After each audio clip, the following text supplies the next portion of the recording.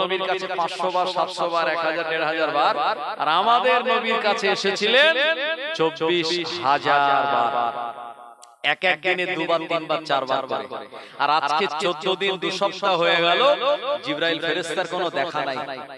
আল্লাহ নবী বড় চিন্তিত হয়ে পড়লেন, মনে মনে চিন্তা করলেন, আল্লাহ আমি কি জিবরাইল আমিনের সঙ্গে কোনো নাফরমানি করলাম, বেয়াদবি করলাম? ও রব্বুল আলামিন, আল্লাহ আপনি কি আমার উপর অসন্তুষ্ট হলেন?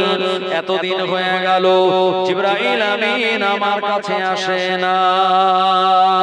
2 সপ্তাহ 15 দিন যখন হয়ে গেল, আসরের নামাজের পর মদিনার মসজিদে নববী শরীফে আল্লাহর নবীর দরবারে ফেরেশতা জিবরাইল আলাইহিস সালাম চলে আসলেন।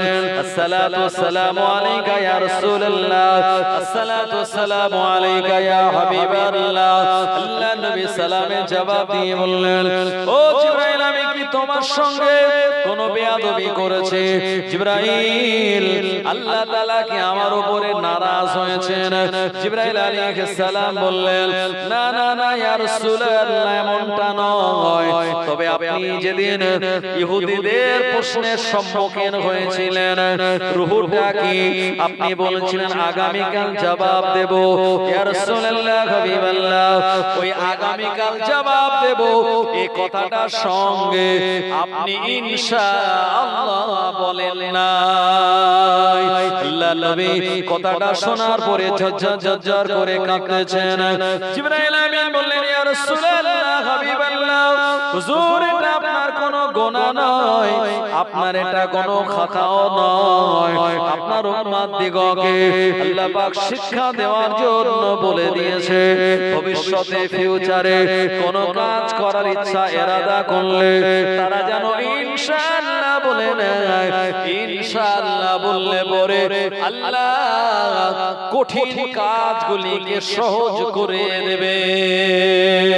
আল্লাহ নবীর কাছে ফেরেশতা জিবরাইল আলাইহিস সালাম শুনিয়ে গেলেন, ইয়াসআলুনাকা আনির রূহ, আপনাকে রূহ সম্পর্কে জিজ্ঞাসা করা হয়েছে, আপনি রূহ সম্পর্কে জিজ্ঞাসিত হয়েছেন। আপনি বলুন, কুলির রূহ মিন আমরি রাব্বি, রূহটা হলো আল্লাহ তাআলার হুকুম ছাড়া অন্য কিছু নয়। রূহ কি? আল্লাহ তাআলার হুকুম ছাড়া অন্য কিছু নয়। ওরা বলল আল্লাহ তাআলার হুকুম এই রূহ, তাহলে এই রূহের ব্যাপারটা এটা তো আমরা ক্লিয়ার বুঝলাম না।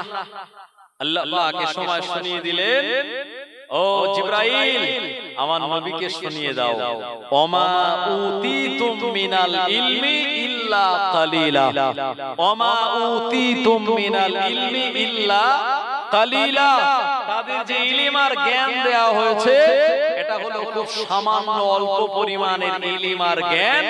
এই জ্ঞান নিয়ে রূহটা কি, রূহের ব্যাপারটা কি, রূহের ডেফিনেশন কি, রূহের উপসংহার কি, রূহের ডিটেইলসে তারা বুঝতে পারবে না।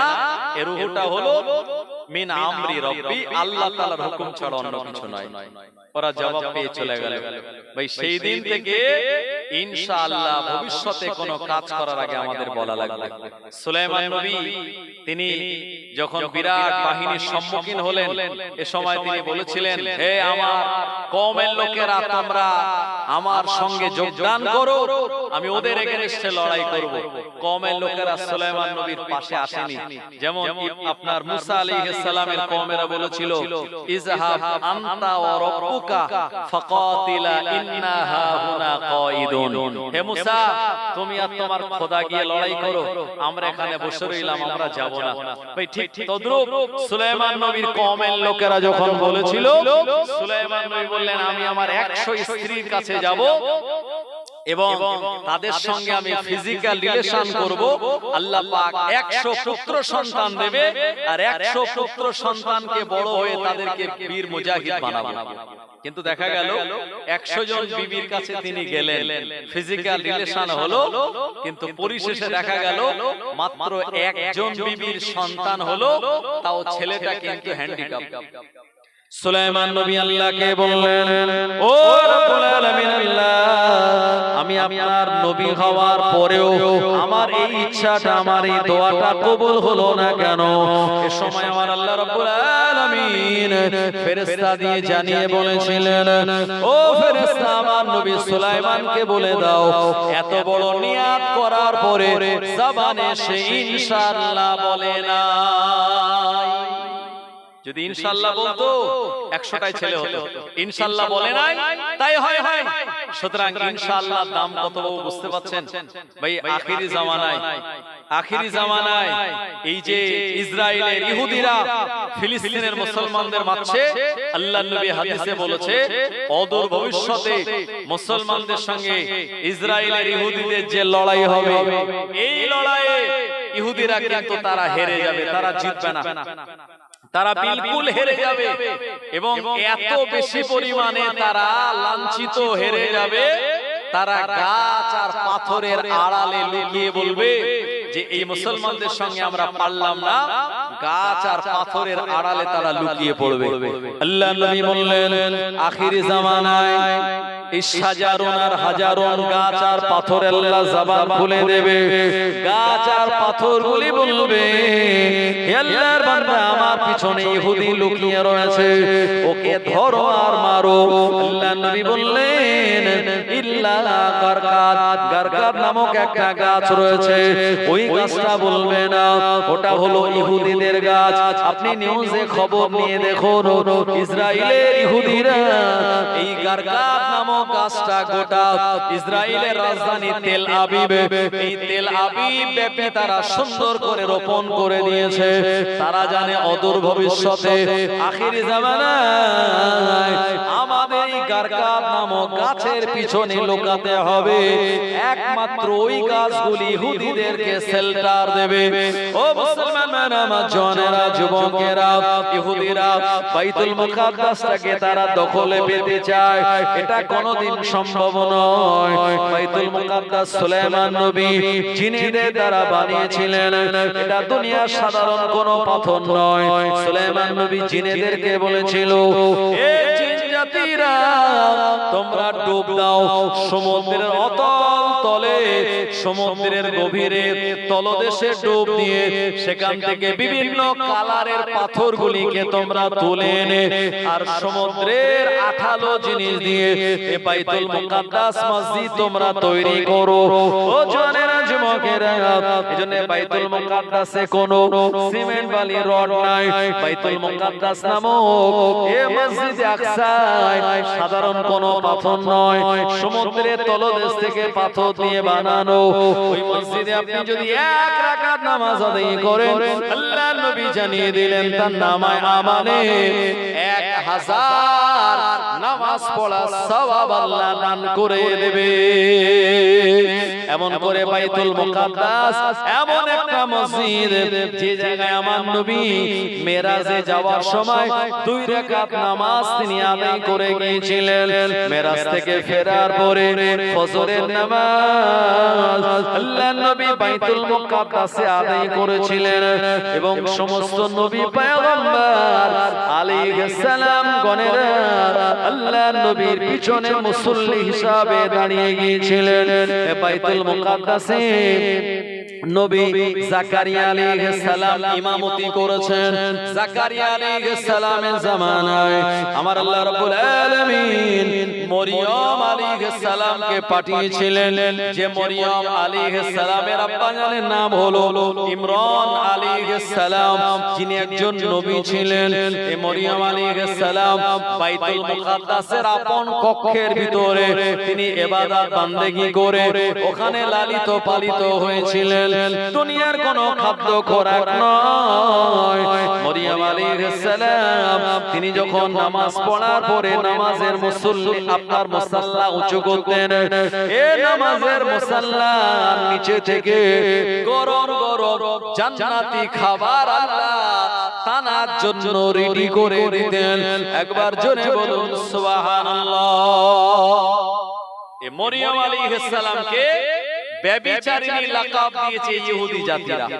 শুধু তাই নয়, জাকারিয়া আলাইহিস সালামকে হত্যা করেছে, শহীদ করেছে এই ইহুদি জাতিরা।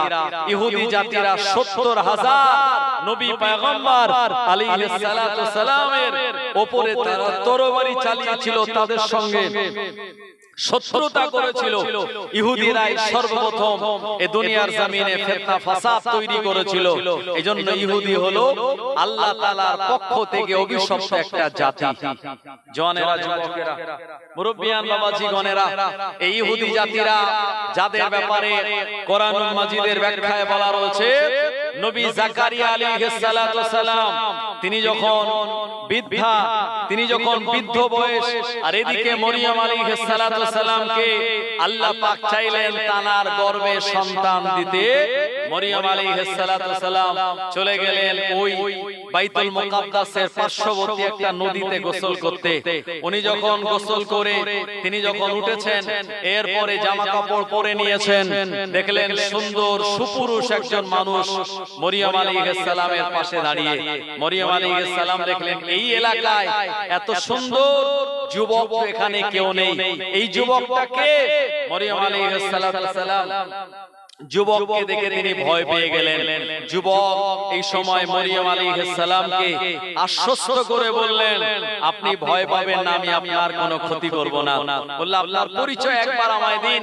মরিয়ম আলাইহিস সালামকে যুবক বললেন, আমি দুনিয়ার কোনো মানুষ নই, আমি হলাম আল্লাহ তাআলার ফেরেশতা। জোরে বলুন সুবহানাল্লাহ। মরিয়ম আলাইহিস সালাম তিনি তখন আশ্বস্ত হলেন, ফেরেশতা যিনি হন তানার মনে রিয়া, তাকাব্বুরি, হিংসা, অহংকার এসবের কোনো জায়গা নাই। ফেরেশতা যিনি হন তিনি খাওয়া দাওয়া করেন না, ফেরেশতা যিনি হন তিনি ঘুমান না, ফেরেশতা যিনি হন তিনি নারীও নয়, পুরুষও নয়, এবং ফেরেশতার কোনো যৌবন শক্তিও নাই। মরিয়ম আলাইহিস সালাম তিনি আর ভয় পেলেন না, বললেন, কি ব্যাপার, আমার এখানে আগমন করার কারণ? বলল, আল্লাহ তাআলার নির্দেশে আমি এসেছি, তোমার মুখে একটু ফু দেব। মরিয়ম আলাইহিস সালাম গাল হাত করলেন, একটু ফু দিয়ে চলে গেল। কিছু মাস পরে দেখা গেল মরিয়ম আলাইহিস সালামের শরীরের পরিবর্তন হয়ে গেল। মরিয়ম আলাইহিস সালাম বুঝতে পারলেন তিনি এখন প্রেগন্যান্সি, তিনি এখন গর্ভবতী। মরিয়ম আলাইহিস সালামের সময় আল্লাহ তাআলার কাছে দোয়া করে বললেন, ও রব্বুল আলামিন, এমন করে আমার সঙ্গে কোন পুরুষের বিবাহ হয় নাই, আল্লাহ পাক আমার গর্ভে বাচ্চার আগমন, এটা সমাজের মানুষ তো ভালোভাবে মেনে নেবে না, আল্লাহ পাক আপনি এ ব্যাপারে আমায় কিছু জানিয়ে দিন। মরিয়ম আলাইহিস সালাম দোয়া করে আমার আল্লাহ রাব্বুল আলামিন ইলহামের মাধ্যমে তাকে আশ্বস্ত করে বললেন, হে আমার বান্দি মরিয়ম, চিন্তার কোনো কারণ নাই, তোমার গর্ভে যে সন্তানকে আমি পাঠিয়ে দিয়েছি তিনি দুনিয়ার কোনো সাধারণ ছেলে নয়, তিনি হলেন আল্লাহ তাআলার একজন প্রেরিত পয়গম্বর, যার কালেমা হবে লা ইলাহা ইল্লাল্লাহ, ঈসা রূহুল্লাহ। এই ছেলেটা হলো এ জামানার অন্যতম নবী। ঈসা আলাইহিস সালামকে পেটে ধারণ করে মরিয়ম আলাইহিস সালাম খেজুর গাছের নিচে বসবাস করতে লাগলেন। আমার আল্লাহ এই খেজুর গাছ থেকে তার রিজিকের ব্যবস্থা করে দিলেন। এভাবে করে মরিয়ম আলাইহিস সালাম যখন প্রেগন্যান্সি, গর্ভবতী, ইহুদিরা এরা বিরাট মিটিং করতে বসে গেল। ইহুদিরা বলা বলি করলো, মরিয়মের সঙ্গে কোন পুরুষ মনে হয় জিনা করেছে, মরিয়ম তো কুমারী, এখনো তার বিয়ে হয় নাই। মরিয়ম আলাইহিস সালামের উপরে নানান রকম ব্যভিচারিণীর অপবাদ দেওয়া থেকে শুরু করে আল্লাহর নবী জাকারিয়া আলাইহিস সালামের উপরে তারা দোষ চাপিয়ে দিল। আল্লাহর নবী জাকারিয়া আলাইহিস সালাম বললেন, এই ইহুদি জাতিরা, না না না, একদিকে আমি নবী, অপরদিকে বাইতুল মুকাদ্দাসের ইমাম আমি, তৃতীয় নম্বরে আমি হলাম মরিয়ম আলাইহিস সালামের আপন খালুজি, চতুর্থ নম্বরে আমি বুড়া হয়ে গিয়েছি, আমাকে তোমরা এমন অপবাদ দিও না। ইহুদি নির্লজ্জ জাতি, এরা জাকারিয়া নবীকে ছেড়ে দেয় নাই, জাকারিয়া নবীকে মারার জন্য এরা পরিকল্পনা ষড়যন্ত্র করলো। জাকারিয়া নবীকে তাড়া দিয়েছিল বাবা। জাকারিয়া আলাইহিস সালাম এদের আক্রমণ থেকে বাঁচার জন্য প্রাণপণে দৌড়াতে লাগলেন। দৌড়াতে দৌড়াতে দৌড়াতে দৌড়াতে বিরাট কোন একটা গাছ দেখতে পেয়ে ওই গাছের কাছে তিনি সাহায্য চেয়ে বললেন, এ গাছ তুমি আমার জন্য একটুখানি জায়গা দিয়ে দাও। বলার সঙ্গে সঙ্গে গাছ দুই ভাগে বিভক্ত হয়ে গেল। জাকারিয়া আলাইহিস সালাম ওই গাছের ভিতরে তিনি প্রবেশ করলেন। গাছ আবার আগের মতো হয়ে গেল। ইবলিস শয়তানও তাদের পিছনে পিছনে যাচ্ছিল। জাকারিয়া নবীকে গাছের ভিতরে ঢুকতে দেখে শয়তান পিছন দিক দিয়ে জামাটা টেনে ধরলো। ইহুদিরা যখন আর খুঁজে খুঁজে পায় না, এরা বলল জাকারিয়া কোন জায়গায় গেল। শয়তান মানুষের আকৃতি ধারণ করে বলল জাকারিয়া গাছের ভিতরে। এরা বলল না না না, কোন মানুষ কি গাছের ভিতরে যেতে পারে? বলল গাছের ভিতরে গিয়েছে, প্রমাণ হলো তার গায়ের জামা যেটা বেরিয়ে রয়েছে। এটা দেখার পরে এরা একেবারে শিওর হলো জাকারিয়া নবী গাছের ভিতরে। জাকারিয়া নবীকে হত্যা করার জন্য এরা গাছের ডালপালাগুলি কেটে দিয়ে আর গাছের মাঝ বরাবর করাত চালানো শুরু করলো। করাত যখন জাকারিয়া নবীর মাথার গোড়ায়, জাকারিয়া নবী বলেন, আল্লাহ আপনি আমায় হেফাজত করুন, এদের কবল থেকে আপনি আমায় বাঁচান। আল্লাহ পাক হুঁশিয়ারি দিয়ে বলেন, ও জাকারিয়া তুমি আমার নবী অবশ্যই, কিন্তু বিপদে পড়ে গাছের কাছে কেন সাহায্য চাইলে? এটা তোমার জন্য অবশ্যই ঠিক নয়। সুতরাং গাছের কাছে সাহায্য চেয়েছো, গাছ তোমায় শেল্টার দিয়েছে, আর আমার কাছে সাহায্য চাইলে আমি আল্লাহ তোমায় আসমানে তুলে নিতাম। ও জাকারিয়া এই ভুলের কারণে তোমায় সাজা নিতে হবে। সিদ্ধান্ত নাও, সাজাটা দুনিয়ায় নেবে না আখিরাতে নেবে? যদি বলো আখিরাতে নেব, তাহলে ওদের করাতের আঘাত থেকে তোমায় বাঁচিয়ে দেব। আর যদি বলো না দুনিয়ায় নেব, তাহলে তোমায় সবর করা লাগবে। তোমার মাথার উপর দিয়ে তরবারি বা করাত চলবে। গাছের সঙ্গে সঙ্গে এরা করাত চালাতে চালাতে নবী জাকারিয়া আলাইহিস সালামের গোটা বডিটা তারা দ্বিখণ্ডিত করে হত্যা করেছিল, শহীদ করে দিয়েছিল। এই সেই ইহুদি ইসরায়েলে যারা বর্তমান ফিলিস্তিনদের উপরে আঘাত করছে। শুধু তাই নয়, ঈসা আলাইহিস সালামকেও এরা মারার জন্য তাড়া দিয়েছিল। বলল যার সন্তান ঈসা, একে বাঁচিয়ে রাখা যাবে না। জোরে বলুন নাউজুবিল্লাহ। যখন তাড়া দিল, খ্রিস্টান যারা আজকাল, তারা সেদিন ঈসা আলাইহিস সালামের পক্ষে ছিল, আর ইহুদিরা বিপক্ষে। সেদিন ঈসা আলাইহিস সালামকেও তাড়া দিয়েছিলেন। ঈসা আলাইহিস সালাম ছাদবিহীন একটা ঘরে প্রবেশ করেছিলেন, আল্লাহর কাছে সাহায্য চাইলেন। আল্লাহ পাক তুলে নিলেন কোথায়? আল্লাহ তাআলার আসমানে। ঈসা আলাইহিস সালামকে আল্লাহ মৃত্যু দেননি, আসমানে তানি আল্লাহ তাআলার কাছে সংরক্ষিত রয়েছে। আবার এই ইহুদি জাতি, তাদের ভিতর থেকে একজন লোক ঘরে প্রবেশ করলো, ঈসা নবীর আকৃতির মতো আল্লাহ তার আকৃতি বানিয়ে দিল। ওরা নিজেরা নিজেদের লোককে ধরে যখন শুলে চলাতে যাবে, এ বলছে ভাই আমারে মেরো না, আমি তোমাদেরই লোক। ওরা বলল না, তুই তো বাঁচার জন্য এমন কথা বলিস। ওরা নিজেদের লোককে নিজেরাই সেদিন হত্যা করে শুলে চড়িয়েছিল। মুসলমান ভাইরা আমার, সেই ঈসা রূহুল্লাহকে আল্লাহ পাক আবার এই পৃথিবীর জমিনে পাঠাবেন ইমাম মাহদী আলাইহিস সালাম চলে আসার পরে। আর ইহুদি জাতিদেরকে আল্লাহ পাক ঈসা আলাইহিস সালাম এবং ইমাম মাহদীর রাজত্বকালে ইহুদিদেরকে একদম খতম করে শেষ করে দেবে। দুনিয়ার জমিনে ইহুদি সেদিন পরাস্ত হবে আর পরাজয় লাভ করবে। একবার জোরে বলুন সুবহানাল্লাহ। একটু দরুদ শরীফ আল্লাহুম্মা সাল্লি আলা সাইয়্যিদিনা ওয়া আলা আলি সাইয়্যিদিনা। তাকবীর দান, নারে তাকবীর, নারে তাকবীর। জনাব আলহাজ হযরত মাওলানা শাহানুর আলম সাহেব, জোরে বলেন হযরত মাওলানা আলহাজ শাহানুর আলম সাহেব, নারে তাকবীর। ইসালে সওয়াব, হিজবুল্লাহ, আহলে সুন্নাত ওয়াল জামাত, সিলসিলায়ে হক মুজাদ্দিদে জামান, মুজাদ্দিদে জামানের সিলসিলা। নারে তাকবীর, দুরূদ শরীফ। আল্লাহুম্মা সাল্লি আলা সাইয়্যিদিনা মাওলানা মুহাম্মদ ওয়া আলা আলিহি।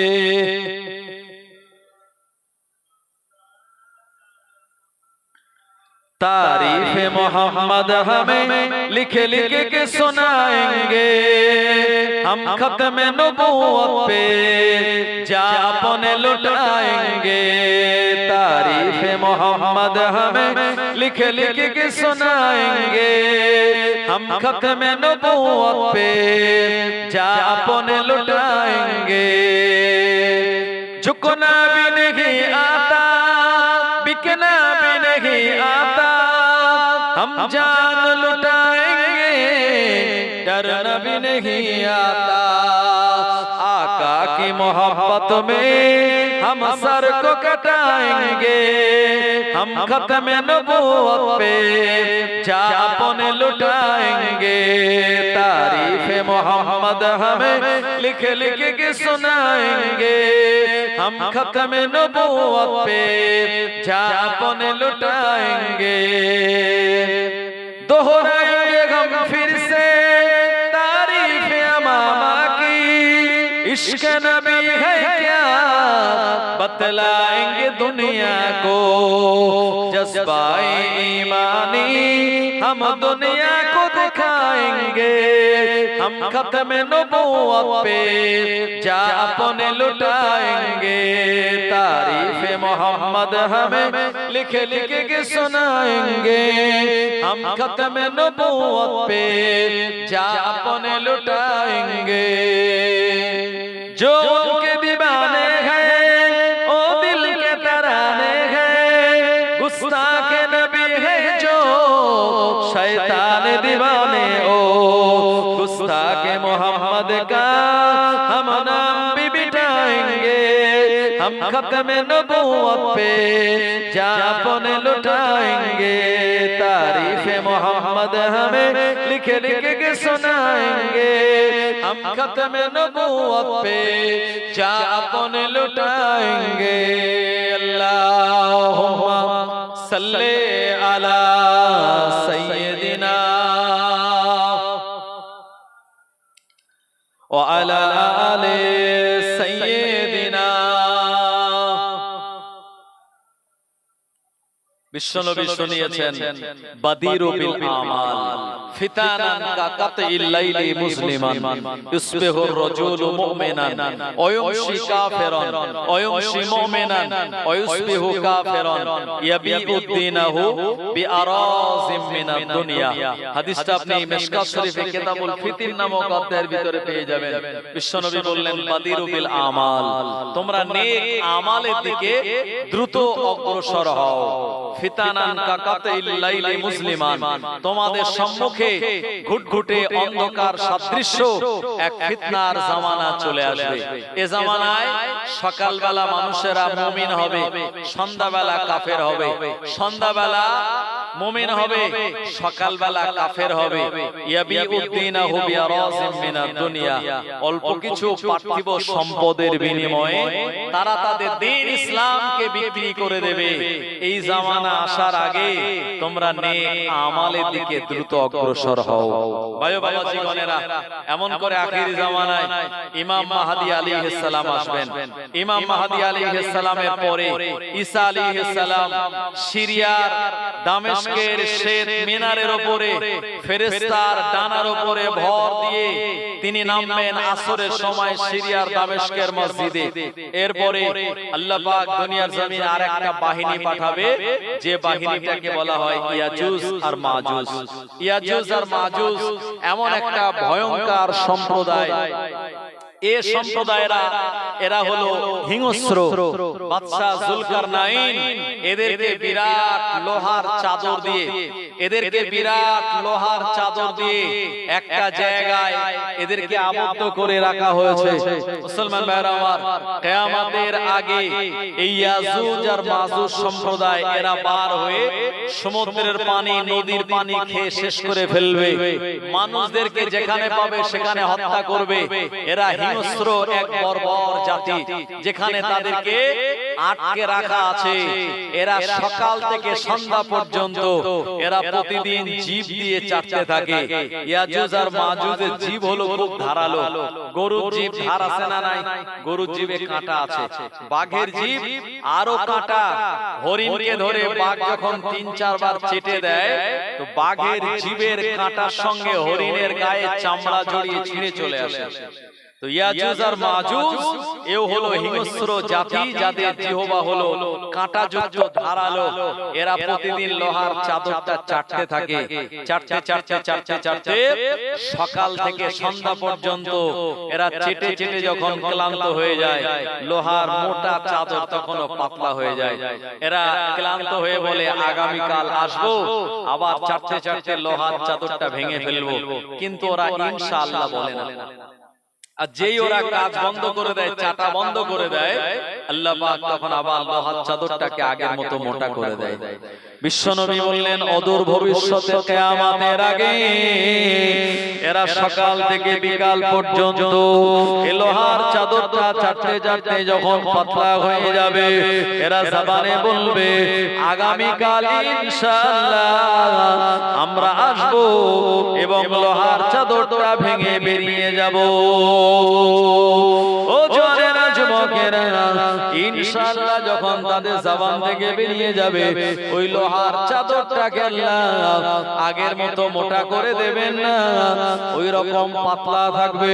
পরের দিন সকাল থেকে চাটতে চাটতে খানিকটা চাটার পরে আর এই লোহার চাদরটাকে তারা ভেঙে ফেলে গোটা দুনিয়ার জমিনে ছড়িয়ে পড়বে। ও নবীর উম্মত উম্মতানিরা, ঈসা রূহুল্লাহ আলাইহিস সালাতু সালাম সময় মানুষদেরকে নিয়ে দূর পাহাড়ে তিনি আশ্রয় নেবেন, দূর পর্বতে চলে যাবেন। কারণ দুনিয়া জমিনে ঈমানদার যারা থাকবে ঈসা আলাইহিস সালামের সঙ্গে থাকবে, আর যারা বেঈমান ঈমান হারা এরা দুনিয়ার জমিনে থেকে ইয়াজুজ আর মাজুজের সামনে পড়ে এরা প্রাণ হারাবে। ও মুসলমান আমার, জওয়ানেরা, যুবকেরা, তুর পর্বতে ঈসা আলাইহিস সালাম অবস্থান করবেন। গোটা দুনিয়ার জমিনে ইয়াজুজ আর মাজুজেরা বিচরণ করবে। দুনিয়ায় ফিতনা ফাসাদ, ঝগড়া, মারপিট, দাঙ্গা হাঙ্গা লাগাবে।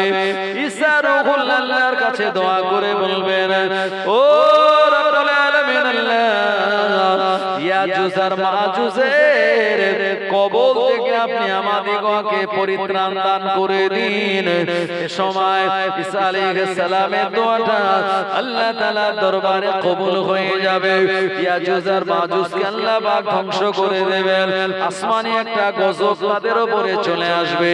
করোনা ভাইরাস যেমন করে আপনার আমেরিকা, রাশিয়া, চীন, জাপান এত উন্নতশীল দেশ হওয়ার পরেও এরা করোনা থাবা থেকে যেমন বাঁচতে পারে না, এরকম ভাইরাস জনিত একটা রোগ নিয়ে ইয়াজুজ আর মাজুজ সম্প্রদায়কে আল্লাহ পাক ধ্বংস করে দেবে। কিন্তু গোটা দুনিয়া ইয়াজুজ আর মাজুজের এই পচা গলা দেহের দুর্গন্ধে বসবাসের অযোগ্য হয়ে পড়বে। এ সময় ঈসা আলাইহিস সালাম আল্লাহ তাআলার কাছে আবারো দোয়া করবেন, আল্লাহ পাক বিরাট লম্বা ঘাড় বিশিষ্ট, লম্বা লম্বা ঠোঁট বিশিষ্ট একটা পাখি পাঠিয়ে দেবেন দুনিয়ার জমিনে। এই বিরাট বড় বড় পাখিগুলি তারা তাদের ঠোঁট দিয়ে ইয়াজুজ আর মাজুজের এই বডিগুলি আল্লাহ তাআলার বলে দেওয়া নির্ধারিত জায়গাতে ফেলে দিয়ে আসবে। কিন্তু তারপরেও এই দুনিয়াটা সব গন্ধ দুর্গন্ধ থাকবে। আল্লাহ পাক আসমান থেকে পানি নাজিল করবেন, এত বিরাট আসমান থেকে রহমতের পানি হবে বাবা। এই পানিতে আল্লাহ গোটা দুনিয়ার জমিনটা পরিষ্কার করে একেবারে সাফ করে দেবেন। এই পানি খাওয়ার কারণে গোটা দুনিয়া যেমন পরিষ্কার হয়ে যাবে, ও জামানায় একমাত্র ঈমানদার ছাড়া আর কেউ থাকবে না। আল্লাহ পাক জমিনকে বলবেন, জমিন তোমার ভিতরে নিয়ামতগুলি দিয়ে দাও। এই সময় জমিন আল্লাহ তাআলার হুকুম পাওয়ার পরে নিয়ামত দিয়ে দেবে। বিশ্বনবী বললেন, ওই সময় ডালিম গাছে একটা ডালিম হবে, 7টা পরিবারের লোক একটা ডালিম ফলকে তারা তৃপ্তি পেয়ে যাবে। কজন? 7 জন পরিবারের লোক একটা ডালিমকে তৃপ্তি পেয়ে যাবে, এবং ডালিমটা আকারে এত বড় হবে, সেই ডালিমের একটা খোলার নিচে কয়েকজন মানুষ আরাম করে ঘুমাতে পারবে, ছাতার মতো ব্যবহার করে। একটা ডালিমের আকার আল্লাহ এত বড় করবেন, এভাবে করে আল্লাহ এই নিয়ামতগুলি দুনিয়ার জমিনে পরিপূর্ণ করে দেবেন। একটা সময় ঈসা রূহুল্লাহ তিনি দুনিয়ার জমিন থেকে বিদায় নেবেন, আর আল্লাহর নবীর মাজারের পাশে একটা জায়গা আজও খালি রাখা আছে। ঈসা আলাইহিস সালামের দুনিয়ার অন্য কোন জায়গায় মাজার হবে না, ঈসা আলাইহিস সালামের মাজার হবে মদিনাতুল মুনাওয়ারায় মসজিদে নববীর ভিতরে আল্লাহর নবীর পাশে যে জায়গাটা আছে নির্ধারিত জায়গা, সেখানেই তার মাজার হয়ে যাবে। মুসলমান ভাইরা আমার, ঈসা আলাইহিস সালাম বিদায় নেওয়ার পরে আবার ঈমানদারদের যত সন্তানাদি হবে তাদের ভিতর থেকেও আস্তে আস্তে দ্বীনের ব্যাপারে কমজোরি দেখা দেবে, তারাও অন্যায় অপকর্মের ভিতরে আবার লিপ্ত হয়ে পড়বে, আবার জুলুম অত্যাচার শুরু হয়ে যাবে। ঈমানদার বান্দারা আল্লাহ তাআলার কাছে দোয়া চাইবে, আল্লাহ পাক এমন করে পশ্চিম দিক থেকে একটা হাওয়া দেবেন, আর ওই হাওয়া তাদের ঈমানদারদের বগলে লেগে বগলের তলায় একটা ফোড়া হবে, আর ওই ফোড়ার হালকা যন্ত্রণার ওসিলায় ঈমানদার মুমিন বান্দা বান্দি তারা ইন্তেকাল করবে। এই দুনিয়ায় তখন বিরাজ করবে কারা? ঈমানদার ছাড়া বেঈমান, বেদিন, কাফের, নালায়েক সম্প্রদায়ের লোকেরা। আল্লাহ পাক এই রকম এক জাতির উপরে কিয়ামত নাজিল করে দেবে। কি বুঝলেন? কিয়ামত কোনো ভালো মানুষের উপরে হবে না, আল্লাহ বলা একজনও যদি দুনিয়ায় থাকে আল্লাহ তার উসিলায় দুনিয়া থেকে টিকিয়ে রাখবেন। জোরে বলবেন না সুবহানাল্লাহ? তাহলে সুবহানাল্লাহ বলার দাম কত বুঝতেই পারছেন। আল্লাহ বলা একজনও যদি থাকে দুনিয়ায়, আল্লাহ তার উসিলায় দুনিয়াটাকে টিকিয়ে রাখবেন। যখন আল্লাহ বলার আর কেউ থাকবে না, শয়তানি বাদরামিতে ভরে যাবে, সেদিন আল্লাহ কিয়ামত নাজিল করবে। তাই বাবু, দুনিয়া দেখতে দেখতে আমাদের কাছ থেকে সময় পার করে নিয়ে চলে যাচ্ছে। হয়ে গেল 60 বছর, হয়ে গেল 65, হয়ে গেল 70, হয়ে গেল 75, হয়ে গেল 50, 55, না জানি আল্লাহর ডাক কবে আসে। যে মসজিদে আযান হয় সেই মসজিদে একদিন এলান করা হবে আমাদের মরণের সংবাদ। কথা ঠিক কিনা ভাই? একদিন তোমারই নাম মসজিদে হবে এলান, একদিন তোমারই নাম মসজিদে হবে এলান। তৈরি থেকো, তৈরি রেখো কবরের মাল সামান, একদিন তোমারই নাম মসজিদে হবে এলান। বন্ধু স্বজন আত্মীয় পরিজন, বন্ধু স্বজন আত্মীয় পরিজন পরিয়ে তোমায় নতুন কাফন রেখে আসবে ওই কবরেতে, থাকবে না কেউ আপন। একদিন তোমারই নাম মসজিদে হবে এলান। হবে কি হবে না বাবু? ये तो दुनिया है, यहाँ नेक काम करोगे तो सवाब पाओगे और गुनाह करोगे तो अज़ाब पाओगे। ये तो दुनिया है, यहाँ नेक काम करोगे तो सवाब पाओगे और गुनाह करोगे तो अजाब पाओगे। दुनिया में इंसान क्या खोया और क्या पाया। फिल्म आया, इल्म गया, क्रिकेट आया, काम गया, मोबाइल आया, मुलाकात गया, रिवायत आया,